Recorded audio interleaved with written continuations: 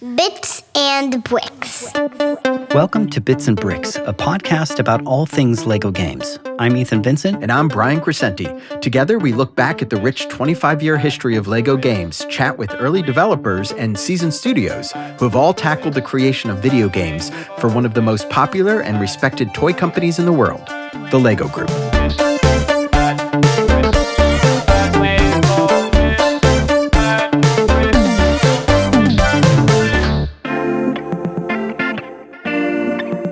So Brian. Yeah.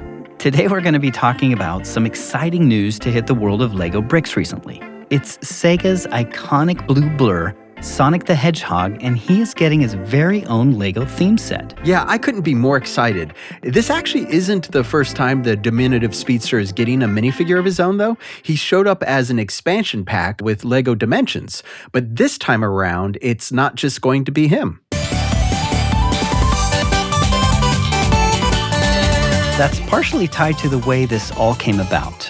A 24-year-old superfan named Viv Grannell submitted a Sonic theme set to Lego Ideas, and once her project got 10,000 votes from fans, the Lego Group assessed whether it would make a good set, and after consulting with SEGA, of course, decided it would.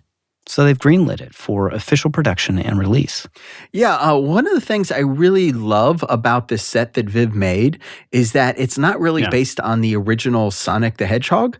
Instead, it's based on the 2017 Sonic Mania game.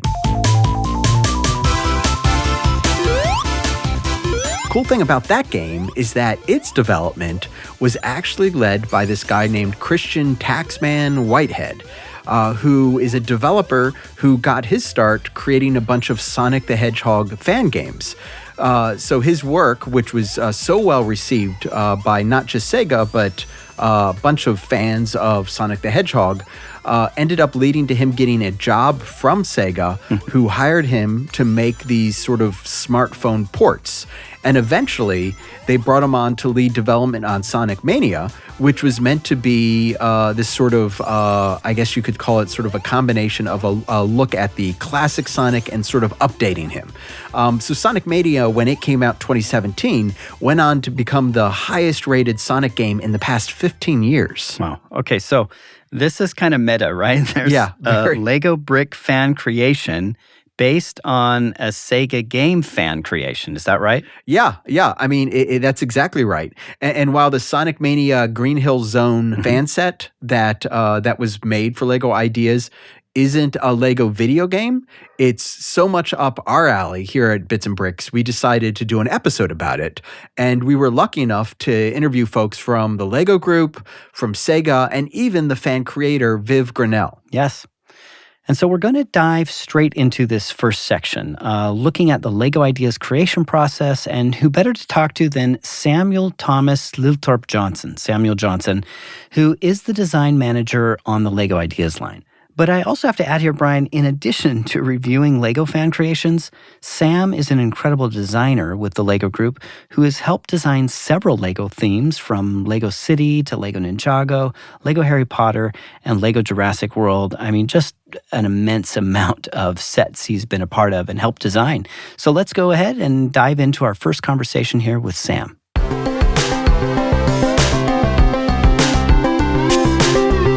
So when you first saw Viv's Ideas build, what was it that you thought? Was there any initial thoughts you had when you first saw her build for the Sonic set? Yeah. So that one has been really exciting for me. It's the first video game the first video games console that I had was the Sega Mega Drive, which is called in the UK, or the Sega Genesis in the US.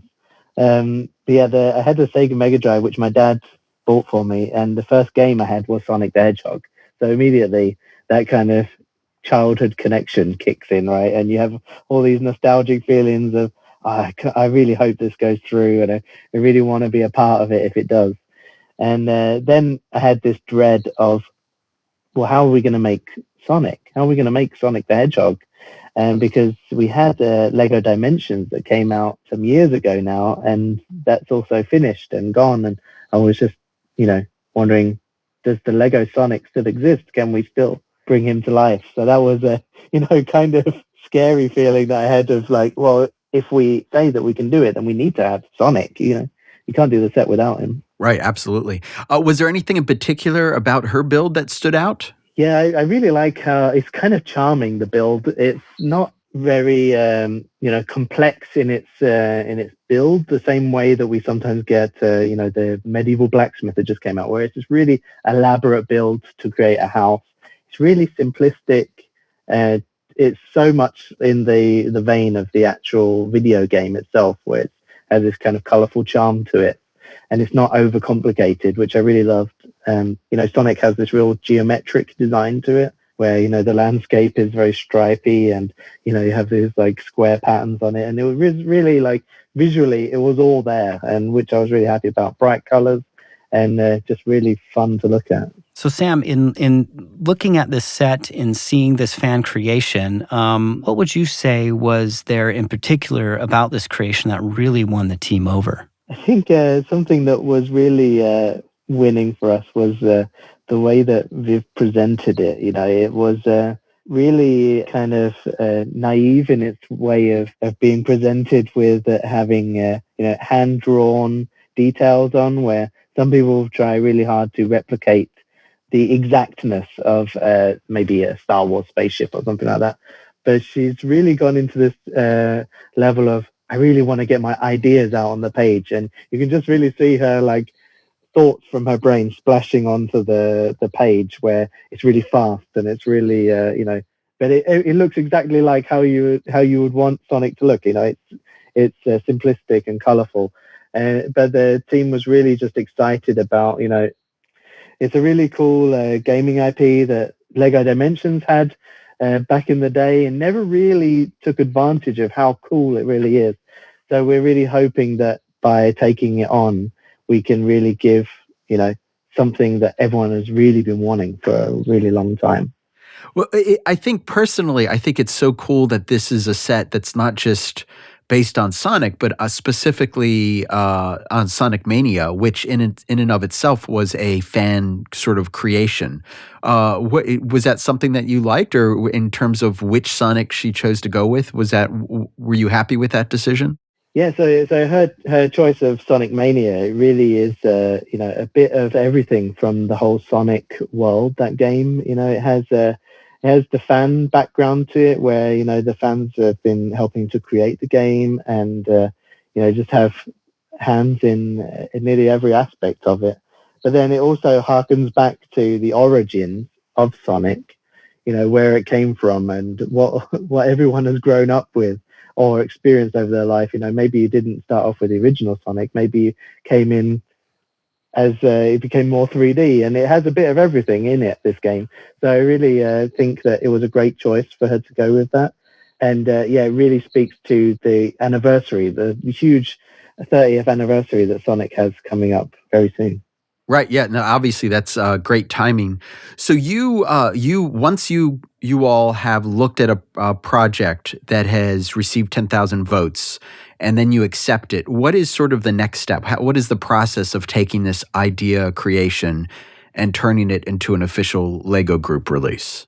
So what my role is, once we get the kind of go ahead, so we've made the arguments of which project we should do, and then we have a team that's making the decision of it's going to be that one. So we say we're going to do Sonic Mania, and that's the one we're going to go ahead with. So then one of the big things is contacting the people who own that IP. So in this case, it's SEGA, and we've been in dialogue with SEGA in the UK, who are working directly with Sonic the Hedgehog, and we're having a lot of discussions about, what are SEGA's plans and what are Lego Ideas plans for the project, and how can we align and to create a product that is what they want, but also what the fans themselves who voted for this, what they're asking for. So we have eventually to make some decisions on the look, the content, and and how we go about marketing the product and how it's released to the world. Yeah, and then my job as the design manager is to allocate the design team to it, to that project. So whichever project it is, we're always looking for the most passionate people, or also the most available people to us, because we actually borrow a lot of our designers from other teams because they really show passion in these one-off projects. So we're looking for the right people to do it, and I was able to get a graphic designer, her name's Lauren, to work with me on the project. She's a real big fan of Sega and Sonic as well, and I was also a little bit selfish where I said, I'm going to do this set. So I was able to be the designer on the set as well as leading the team as well. So I put myself back into the pool of designers, if you like. That's great. So you obviously look at this creation. You look at, what the fans want here and what Sega's interested in. What do you do in terms of design? I mean, do you try to stick to that original fan design, or do you tend to expand upon it, or even like remove elements when you're converting it over to the official? Yeah, so we're ultimately trying to respect what the fans created, and also the other 10,000 fans that voted, what they actually voted for. So I really want us to be able to deliver what people have asked for. So what our discussion with IP partner, for example, Sega, as we're talking about now, our discussion with them would be, we really want to keep the essence of this, the charm that Viv put into this design. But we also want to offer something special that maybe people aren't expecting, or maybe something that links to a world event that's coming up. Yeah, it's great to see these sort of relationships building between the Lego Group and different game studios. Obviously, we saw that with Nintendo, and so one can't help but wonder: is this just the first creation? I personally, I would love to see something like a Lego brick created Game Gear or Dreamcast. Do you think something like that could ever be in the works? I think for Lego ideas, we always hope that one-off idea may be the spark that ignites something maybe much bigger, So if you think about when Lego Ideas was quite early on, we took on the Ghostbusters IP. And Ghostbusters, there was not really a lot going on for that IP at that time, So it was very kind of risky for the Lego Group to take on that IP, with no movie attached, no anniversary or anything. And now you look at what happened to that IP after that, Lego Dimensions and Lego Ideas, and then further Lego Ghostbusters products, it really expanded into something huge for Lego. And then I can't talk about that without mentioning Lego Minecraft, which came from Lego Kusu, which evolved into Lego Ideas. And you think about this one tiny box that we made for, I think it was $24.99 or $34.99. It was really quite a small box that has now spawned in this entire product assortment. It's really fantastic that we can open up the eyes of the Lego Group and see look at these cool opportunities that are out there. So we always hope that by taking this leap of faith into right now Sega, that maybe this is just the start of something massive. I hope that for every product that we make. Yeah, I'm sure that there are a lot of people who would love that. It's interesting you bring up Ghostbusters, and it makes us think about this idea that, these some of these IPs that you just talked about tend to do really well on Lego Ideas. Do you feel that IP-related builds have a better chance at winning over approval and fans when they go through the Ideas project? Oh, that's a tough question, because I know from, it's just a fact that every IP has its fandom, right? So whether it's a vehicle IP, say Ferrari, or it could be a movie IP like the Avengers, it could be, down to furniture or something like that. There's an IP for everything, right? So when you tap into that icon that everyone knows, or a huge group of people knows, of course, then maybe you have people who really love that because of that IP, which is why we choose a lot of brand new IPs in Lego Ideas, because we feel like maybe it brings new people that we've never seen have an opportunity to own a Lego set. Now they have something for them as well. So, of course, it has a great chance. because there is this following out there that may come to the Lego Ideas platform. But then when you think about original ideas that someone has just come up with in their head and sketched out and made a cool model out of, I would say that they have an equal chance because, there's just some great ideas out there, like the Treehouse, which launched in 2019. It's a really awesome Lego model and really been selling great and really reached a lot of people, not because we put an IP spin on it, but because it just meant something for people. It has that dream of, the dream treehouse that everyone wanted when they were a kid, but their dad never built it in the garden for them or something like that.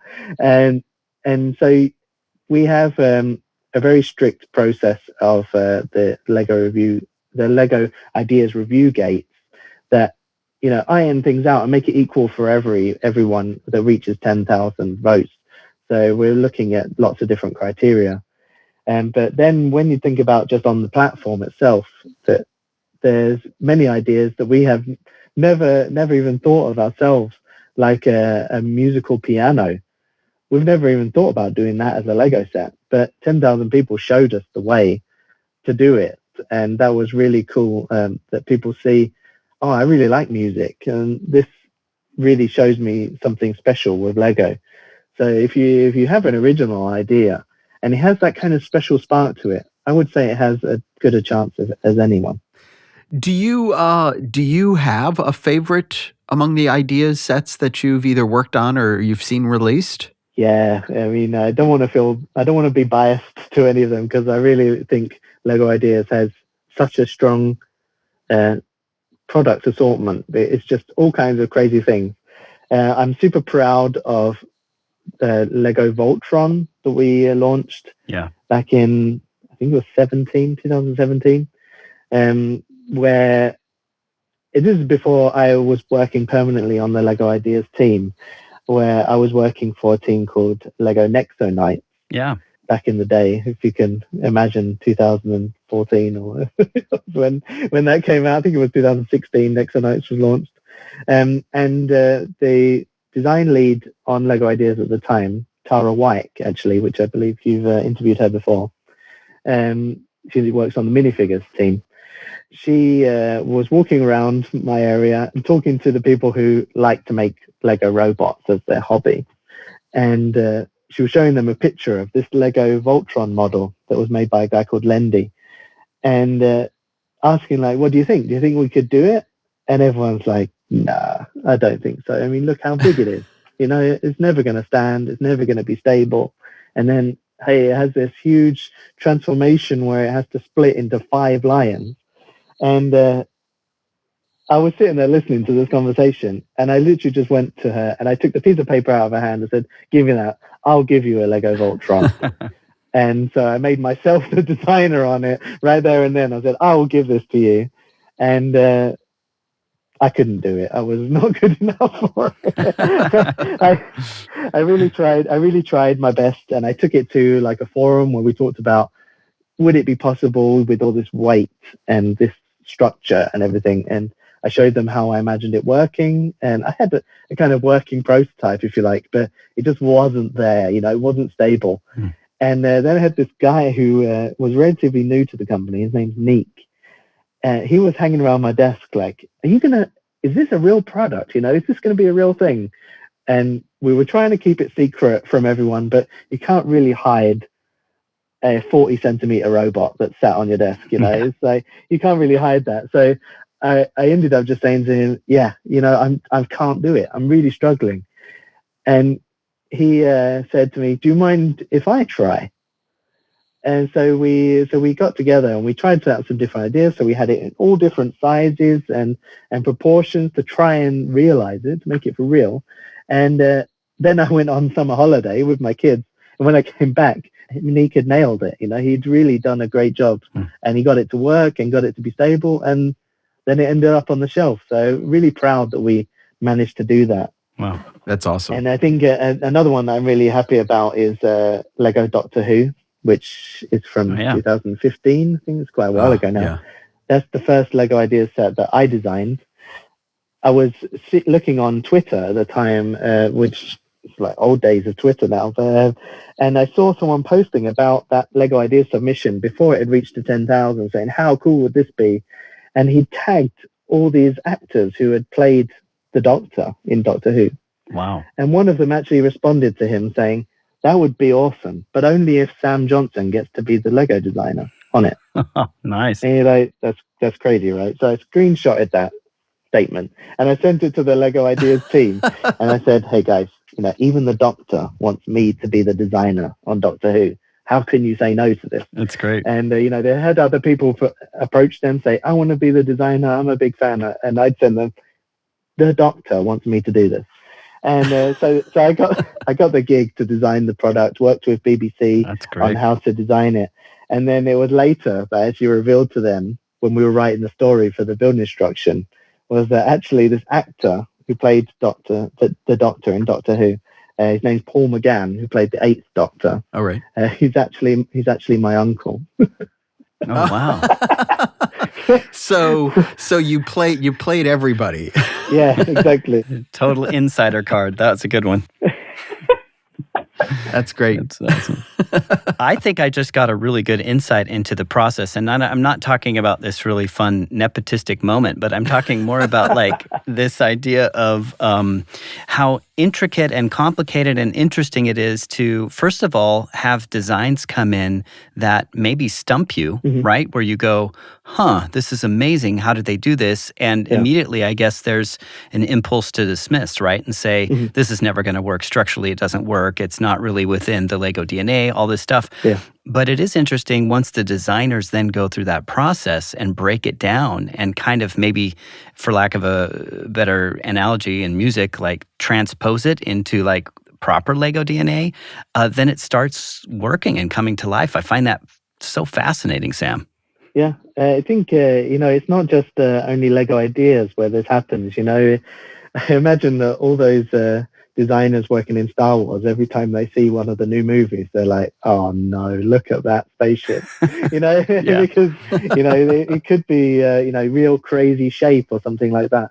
But Lego Ideas, the platform, it gives people the right to go and make whatever they want. And if they can make it work in their own home, then they can submit it. So then it's my job to realize it in the real world, working on the International Space Station, which we launched early last year. We realized very quickly that the International Space Station is not made to be built in Earth's gravity.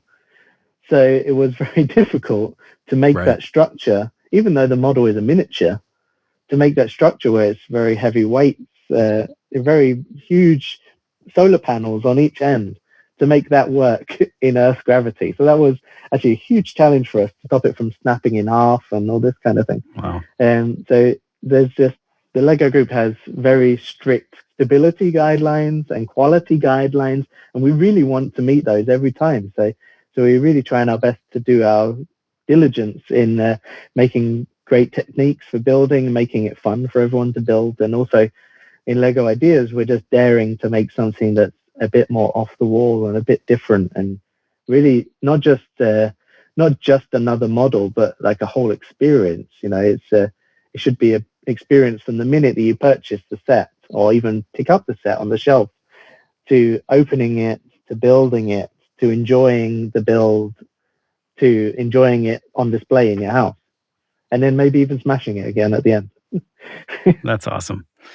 I wanted to ask a little bit about the creation process. I know that there was an early concept called Lego Factory as well, which relied on LDD and, individuals really, I guess, maybe die-hard kind of Lego fans to create their creations digitally and then submit those, and Lego Factory would do that. Do you find that many of those participating in Lego Ideas are that digitally literate and submit it in that form? Or how do you normally get your submissions, and how does that work maybe with the digital front? Yeah, it's actually surprisingly a lot of the fans on Lego Ideas are quite versed in using Lego Digital Designer, Yeah. or perhaps a Studio from Bricklink, or maybe some other software that they have at hand. So a lot of the submissions we're receiving, maybe the 3D design that goes with it, the files for that, which really gives us a good kickstart on starting the design and really making those shapes that the designer has originally had in their head whilst they're sitting at home building with their own bricks or on the computer. But then we often get a submission like the treehouse, which I mentioned before, where all we had was around 10 photographs from Kevin, because he, his hobby wasn't building digitally. He just likes to have the hands-on experience of holding Lego bricks in his hands. So you get, Lego Ideas, it opens up for all different kinds of people with all different levels of experience in perhaps design or presentation, or maybe they just do it for fun. Awesome. So I'm curious, Sam, with this particular set, with the Sonic set, was that a digital creation, a physical? How did that come to you, and how do you think it was crafted? Yeah, so speaking with Viv, she of course has the Lego Dimensions Sonic set, which she very proudly got on her desk. But then we had been looking at her submission, and you can often see from the images whether it's a render from a 3D software or if it's a photograph. Just because that's what we're working with, every day when we look at packaging, for example. So whether it's going to be a render or if it's going to be a photograph, which some boxes have. So we can quickly see that her submission was a render. Yeah. But I was wondering if she'd actually built any of it for real. Because there's also some things we find, like the blacksmith, Clemens had never actually seen the model in real life. So the first time he saw it was on our end while we're holding it on webcam. Oh, wow. Speaking with him. So I'd asked her, like, have you tried to build any of it for real? And she's like, yeah. And she showed me Dr. Eggman, the model that she had on her desk that she'd been trying out and stuff. Obviously, not every brick is available in every color. So maybe it requires, painting a brick if you dare, or going on to LDD and making your own colors of the bricks in the software there. Right. So she had built her submission in the software and then drawn over it, actually using it was perhaps like a Paint or something like that, Microsoft Paint, to draw the details on. It was really fun to see that it was like hand-drawn details on everything, but using digital software. So she was able to hand over a lot of her files of, I built Eggman like this, I built the landscape and the ring like this. What do you think? And that gives us a really good starting point for a conversation about how I would build it and how she would build it. And then what's the kind of happy middle ground that realizes her design, but maybe through more stable building techniques, and we're basically helping each other solve the problem of getting this set out to market, which is a really great collaboration. And we really like to work with the fans in this way. So that, it's a backwards and forwards discussion, because originally it came from them, the idea. So we want to respect that they have a hand in the design team. They're a part of the design team, so they should, of course, have as much say as anyone else. That's very cool. Thank you so much, Sam. Very interesting, and I'm so jealous that you were able to do that, Doctor. I'm actually right now going through and watching every single episode of Doctor Who from the beginning. Brian's binge watching it, right? Yeah, I've been binge watching it for about 6 months, I think. I've already rewatched all the new ones, so I'm about to get to the third Doctor. No, the fourth Doctor. I'm about to get to the fourth Doctor. Yeah, but very cool that you had a hand in that. I still look at the Dimensions set and I just love it. And obviously the set you built was amazing too, designed. Yeah, I'm really happy with how it turned out. I was actually reading an old article about that set the other day that I had done an interview for, totally forgotten about it. And I found this article online again. And I had all the pictures of all the Daleks that I'd made to try and make one that was right for the set. So that was really cool. And I remember we built the TARDIS in normal standard Lego blue. Wow. And then when we showed it to the BBC, they were like, no way. that is not the color of the TARDIS. There you go. Yeah. And I'm like, yeah, I know that, but if I do it in dark blue, then I have to change, I think it was 15 different Lego bricks to dark blue, which is a real manufacturing nightmare to change so many bricks in one go for one set in a weird color like dark blue that not a lot of people use, in every Lego set.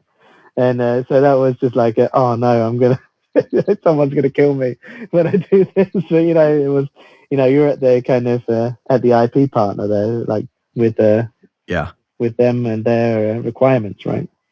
So I'm really happy with how it turned out. I think it's a really special set.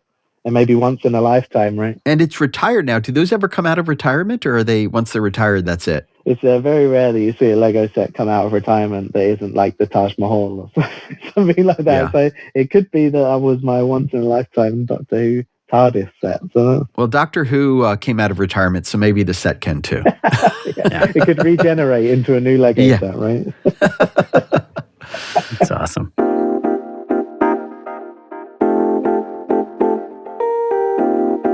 Well, I'm excited to see where this project goes now that it's inside the LEGO Group and in the hands of its creators. Yeah, me too, but I bet neither of us are as excited about this as Grannell is. Oh man, as a fan, just submitting that, seeing the votes come in and being so close to being picked. You spoke to her about the project recently via email. How did that go?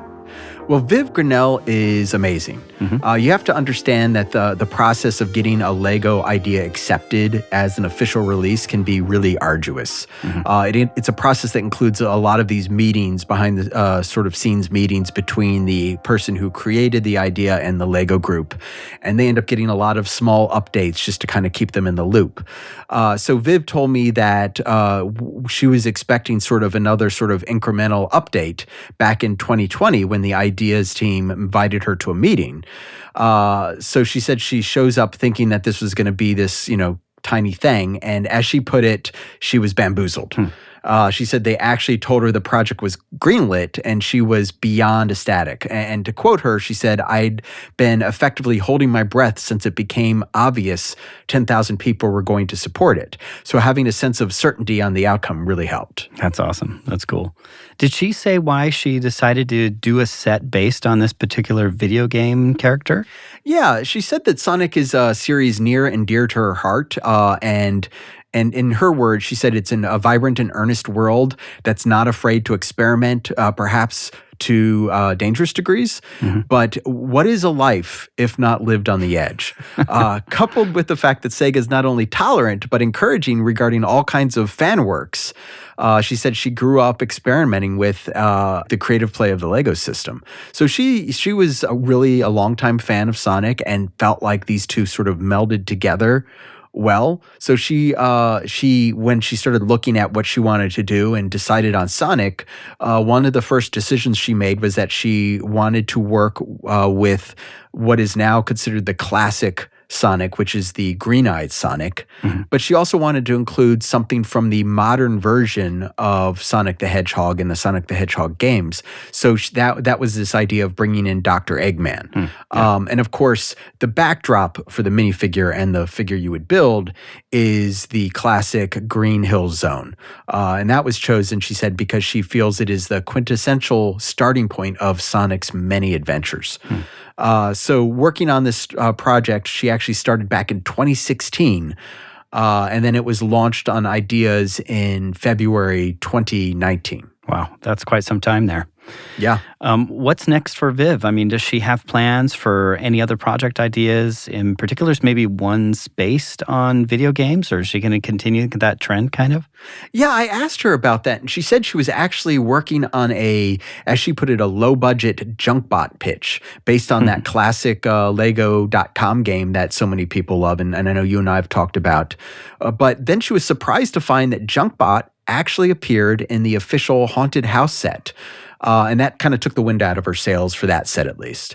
So there's some other ideas she said she's working on, but she's trying to keep those secret right now.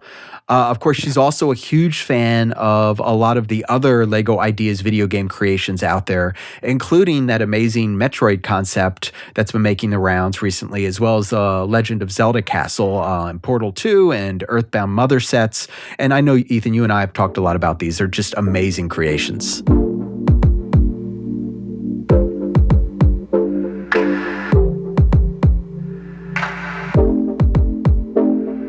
We also chatted with John Choon. He's the director of marketing at SEGA, and we talked to him about the company's decision to embrace this LEGO Ideas build. So, John, how did you first hear about the LEGO Ideas Sonic build? How did that sort of first come across your desk? Yeah, the first time was really through our internal teams and our community team, which is really in tune with everything out there on social and the community. And we saw stuff pop up on social media about Viv's project. And so we heard about it. And of course, our licensing team thereafter as well, because they've been working on the program with the LEGO group. And we just saw it. We loved it. Did you have any sort of specific initial thoughts when you took a look at it? No, I thought it was amazing. It was super cool to see, the fan creation and the idea of Sonic Mania into a LEGO format, which was just really on point. And everybody who saw it, not only myself, thought that's cool. That needs to happen. I think personally, I love the fact that this is this set, the Ideas set that was created was based on Sonic Mania, which obviously you're aware is its own sort of fantastic fan-driven game. And then you have this fan-driven Lego kit. So it's sort of like very meta, I think. Was that something when you mentioned Sonic Mania, was that something that came to mind when you were looking at it? Yeah, it was just a really cool concept in general. We saw it and thought super unique, very much on point with what Sonic represents through Lego format, very imaginative, attention to detail, everything. So it was really cool. So I'm sure that there are a lot of times that fans and maybe even other companies want to do something with Sonic. What was it about this particular creation that you think won over SEGA? I think Viv, the lead designer, had so many special touches. And again, the attention to detail for the set in her design to that kind of characters and Sonic and Dr. Eggman coming out there, really kind of bringing everything to life. So we thought when we first saw it, it was just such a tribute to Sonic. And it was just really so classically designed that we thought it was a great collaboration and fit for what Sonic represents. So, John, what does this process look like on your end, on SEGA's end, with LEGO Ideas? Are you just looking at a lot of different builds, or how does this work? I think the main thing is our licensing team is leading the charge on the design, working closely with the LEGO team.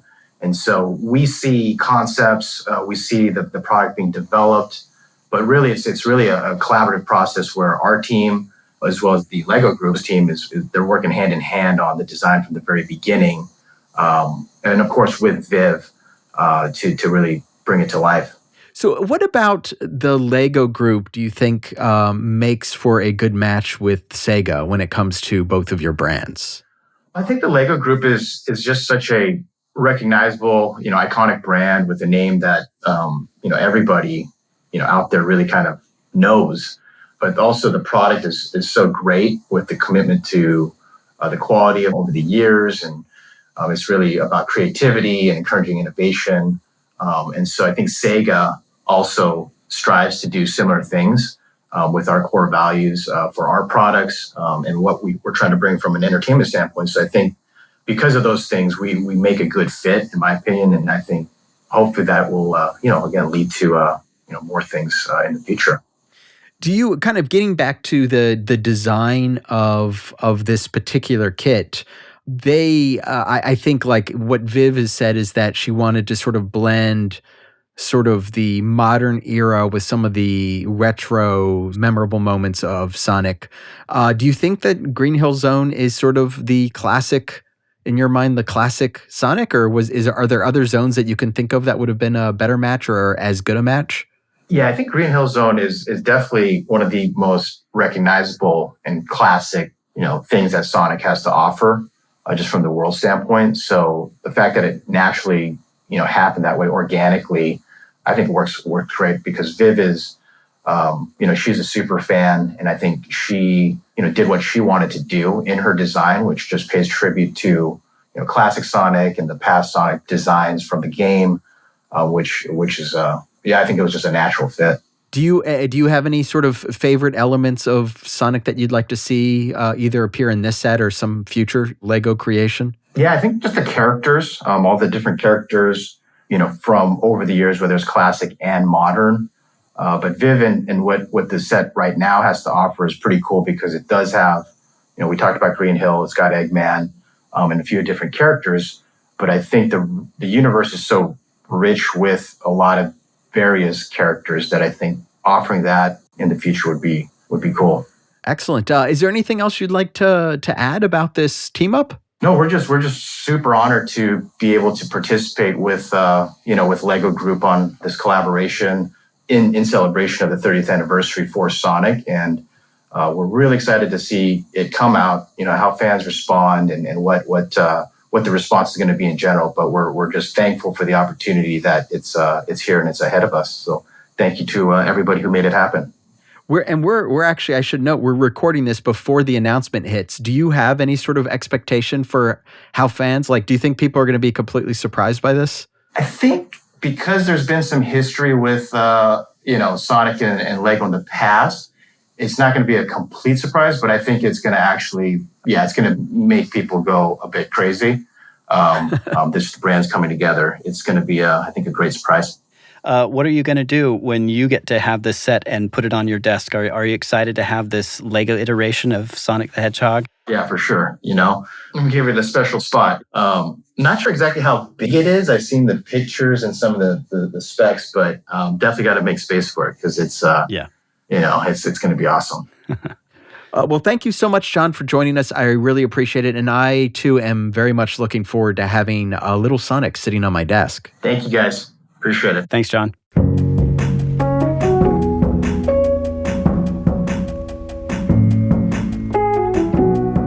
One of the cool things about the Lego Ideas concept, Brian, is how it all goes back, I think, to this simple notion of building and sharing, like these gems of ideas, these little bubbles that kind of surface to the top and take shape. And the entire community votes on that idea, and it gains real traction and attention. And then the Lego Group is willing to invest the time, the energy, the resources to allocate, creative, accomplished designers on that project and help kind of fine-tune and release those sets to the public. It's a really cool process, and I'm really glad to see the Lego Group embracing this possibility for fans to create and publish these sets. Yeah, and don't forget, those creators also get a bit of money made off of these releases. I think it's such a wonderful symbiotic relationship that ends up helping everyone involved and delivering some of the most surprising sets of each year. I think back to some of these other amazing idea creations. Ideas gave us things like the set based on the Friends TV show and a working grand piano and even Sesame Street. And of course, there's also Minecraft, which actually started on Lego Ideas' predecessor, Kuso, way back in 2011. We're definitely looking forward to, that next great Lego Ideas video game set that hits its goal and gets the official green light just to appear on the shelves. And hopefully we'll be talking about that in the future in our podcast as well.